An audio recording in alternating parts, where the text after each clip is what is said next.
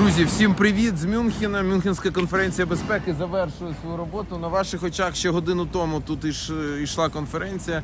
Вже все збираються, вже все розбирають і відкрили прохід. Тут все було закрито. Друзі, зараз про результати Мюнхенської конференції безпеки, аналіз того, що тут відбулося. Дуже важливий захід, дуже багато про що говорить. Зараз розповім вам з перших вуст. Ви не забудьте підписатися на канал, лайк, шер, коментар, підписка, для того, щоб знати все і для того, щоб бути в курсі самого важливого. Друзі, і так, дуже важливо для нас конференція. Взагалі найбільша конференція безпекова в світі.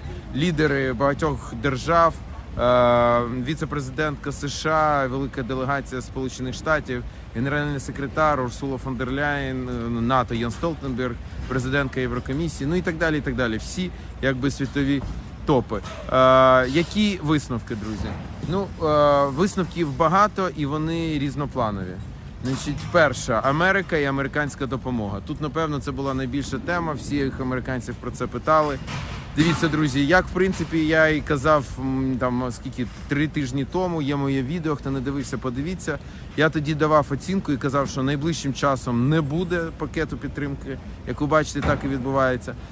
І казав, що в нас буде шанс в другій половині березня. Повторю це, найближчим часом думаю, що пакету підтримки не буде.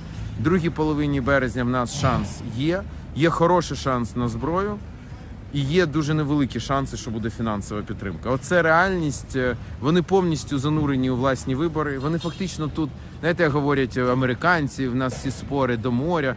Це все в минулому. Вони тут спорять один з одним. Таке відчуття, що вони навіть на публічних, на непублічних зустрічах, вони сперечаються один з одним. Демократи з республіканцями, Трамп, Байден, а не про там ті питання, які тут всіх турбують.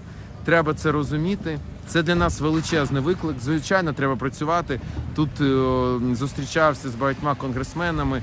Є певні плани, як все-таки просунути питання України хоча б зброю. Побачимо, що з цього вийде. Ну, але ситуація точно непроста. Друге. А тепер там трішки позитиву. Європа. Європа відчула нарешті загрозу в повній мірі. От просто відчула. Дивіться, оце... Це така книжка, це Munich Security Report, тобто доповідь про безпеку, Мюнхенська доповідь про безпеку, світову.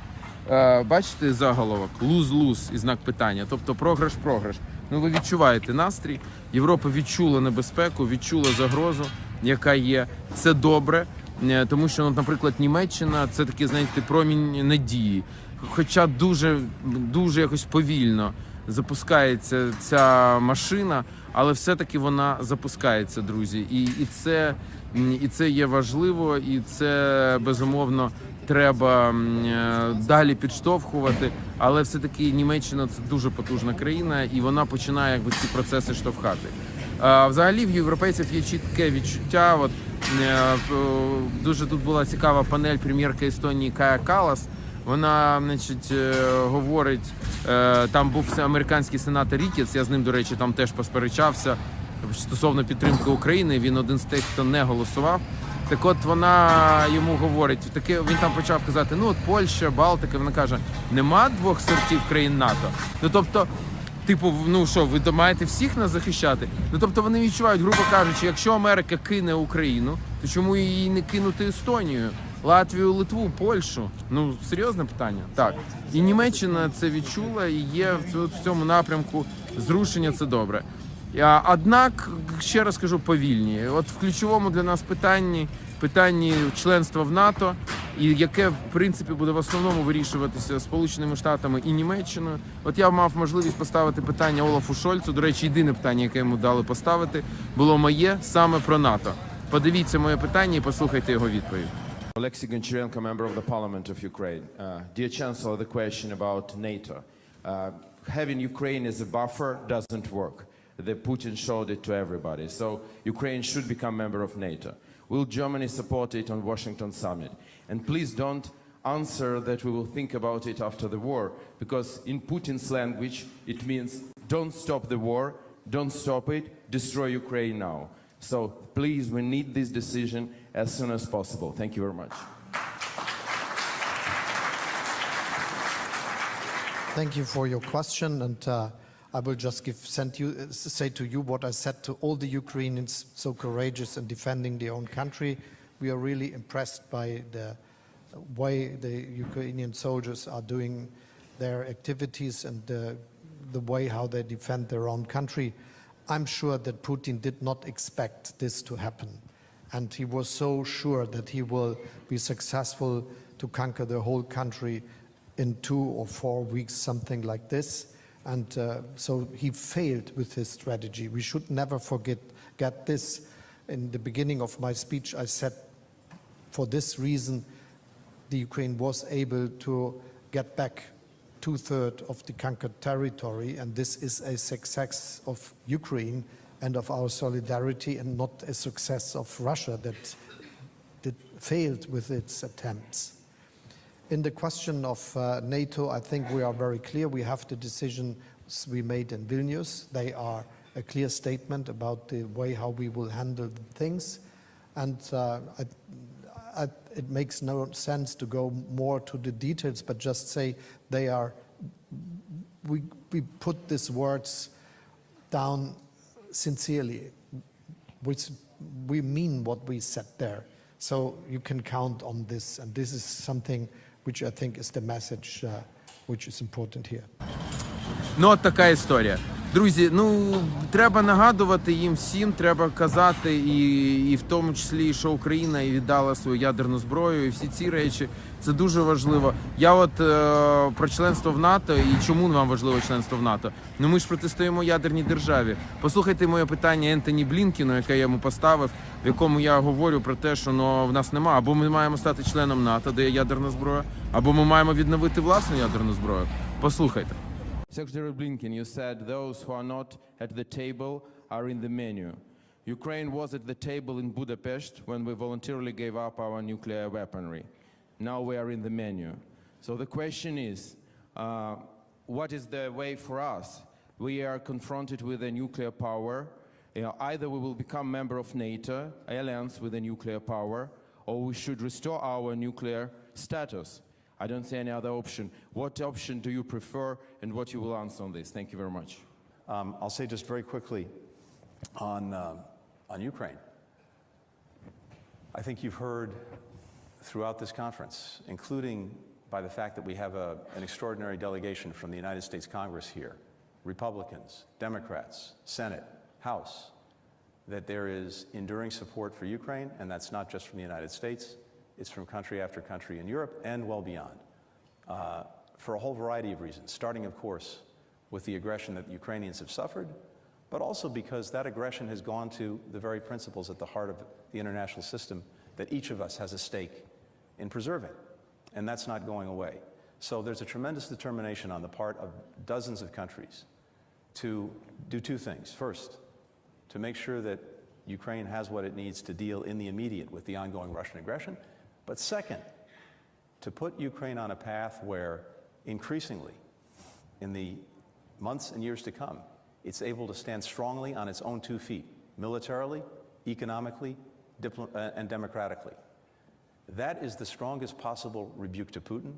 It's the strongest possible rebuke to all those who would seek to undermine Ukraine. And I'll just conclude with this. The real lesson to be drawn from what we've seen, including, as you rightly said, Russia tearing up and then spitting on the Budapest Memorandum, among many, many other agreements, is that this aggression against Ukraine has been an absolute strategic debacle for Vladimir Putin and for Russia. Russia is weaker militarily, it's weaker economically, it's weaker diplomatically. Europe has ended its energy dependence on Russia in the space of 2 years.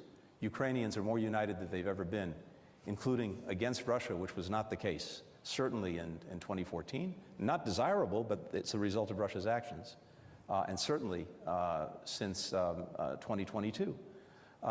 We have the NATO alliance, a defensive alliance, with no intent of ever attacking Russia, only there to defend its members, that is now stronger and larger.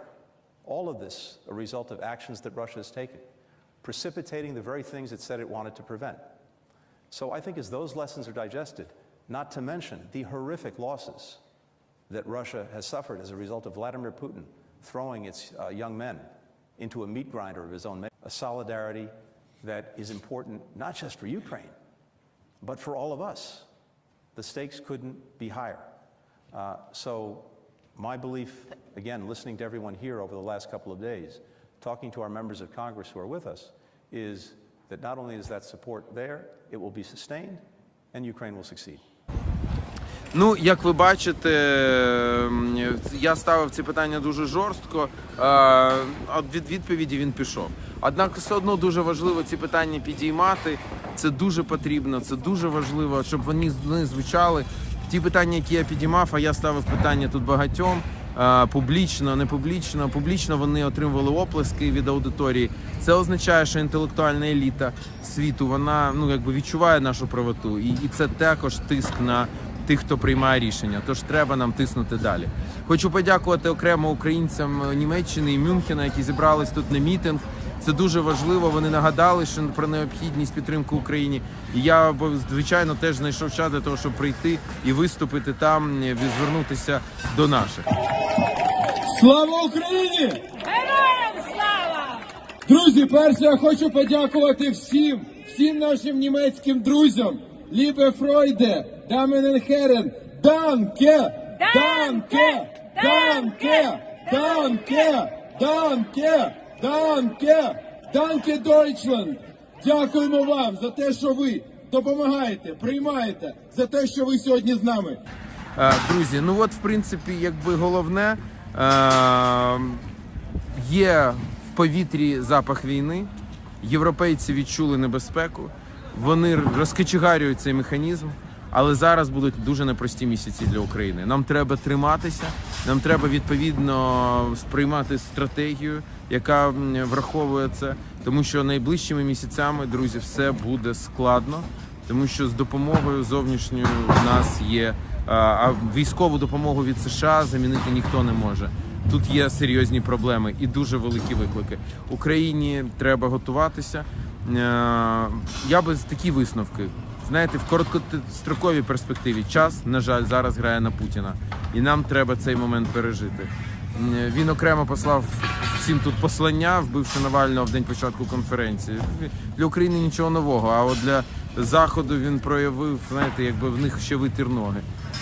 Це божевілля, що країна з ВВП, як в Іспанії, тут лякає весь континент. Ну, це просто якийсь бред, і так не має бути. І тому вони це теж вже зрозуміли. І вже в середньостроковій перспективі, повірте, вона вже не грає на Путіна, середньострокова перспектива навіть. Але цю короткострокову перспективу, друзі, маємо пережити. Працюю далі, роблю все, що можу, підіймаю питання України, як ви бачите, на найвищому рівні. Хто хоче більше, подивіться мій телеграм, там багато інших моїх відео, виступів, питань, які я тут ставив. Ну, друзі, працюємо, незважаючи ні на що. Перемога буде за нами. А ми тримаємо стрій.